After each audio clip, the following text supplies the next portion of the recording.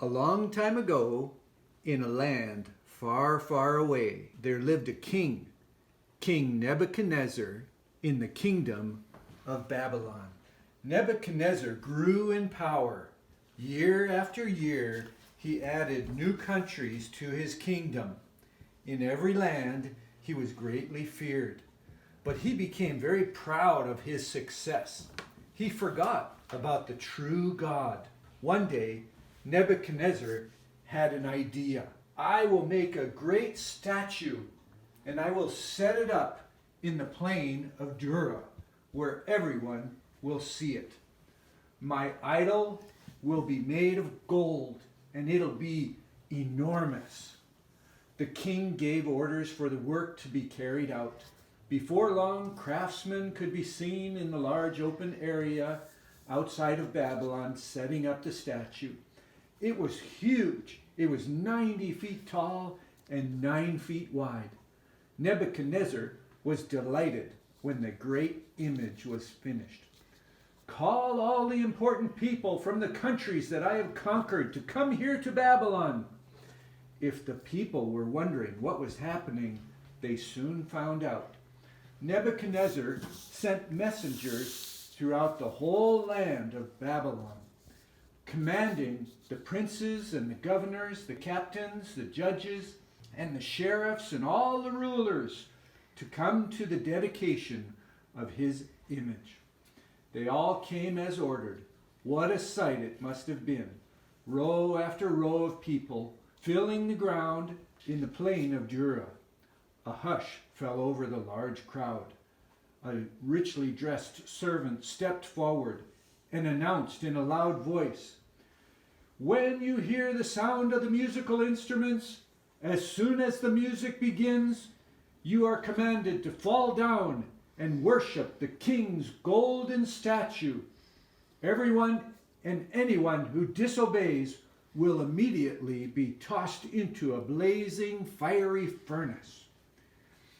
As the trumpets shattered the silence, everyone bowed down, fell to the ground, except for 3 young men, Shadrach, Meshach, and Abednego. They stood straight and tall. They would be true to God and his commandments and worship him alone. Because Nebuchadnezzar had made these 3 young men rulers, many of the other officials were jealous. They saw the young men standing bravely alone among all the kneeling princes and nobles. They hurried to tell the king, "Shadrach, Meshach, and Abednego do not obey you. They refuse to bow down to your golden statue." Nebuchadnezzar was angry. "What? Bring them to me." The soldiers brought the 3 young men. They arrived before Nebuchadnezzar. Nebuchadnezzar asked them, "Is it true? Did you refuse to serve my gods, to worship my golden image that I've set up? I will give you one more chance. Be ready. When you hear the music, bow down. If you do not worship my idol, you will be thrown into the blazing furnace. Then we shall see if your God can rescue you from my great hands." The 3 young men could have said to themselves, "We'll just do it this one time." But they remembered the commandment of their God, that they shall not make any idols or bow down to any images, but they are to serve God alone. They decided that they would obey God. They replied to the king, "Our God can save us, but even if we die, we shall never bow down to any god alone except for him." "How dare you disobey me?" The king grew angrier and angrier. "Heat the furnace 7 times hotter than normal." The soldiers seized Shadrach, Meshach, and Abednego. They tied them up and threw them into the fiery furnace. The fire was so hot that the soldiers who threw the 3 men into the furnace died because they had gotten too close to the flames. Suddenly, the king's face changed from anger to fear. He jumped up in amazement. He said, "Didn't we throw 3 men into the furnace?" "Yes, we did," everyone shouted. "Look," Nebuchadnezzar said, "I see 4 men in the flames unhurt. They're not tied up. They're walking around freely in the fire. And the 4th is like the Son of God." The king went as close as he could, and he called out, "Shadrach, Meshach, Abednego, you who serve the Most High God, come out of the fire."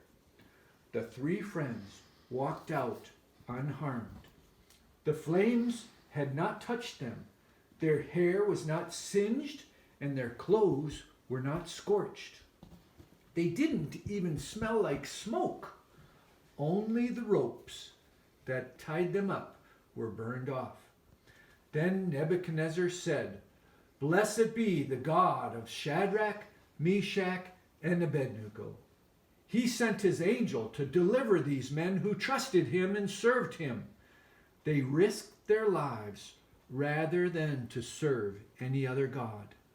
Therefore, I make a decree that no one is to speak against their God. No other god could rescue his followers like their God." So the 3 friends were promoted to high positions in the land. They continued to be faithful to God in the land of Babylon. God wants us to be faithful, just like these 3 young men, no matter where we are or who we're with. Our faith goes everywhere that we go, and we are to obey God.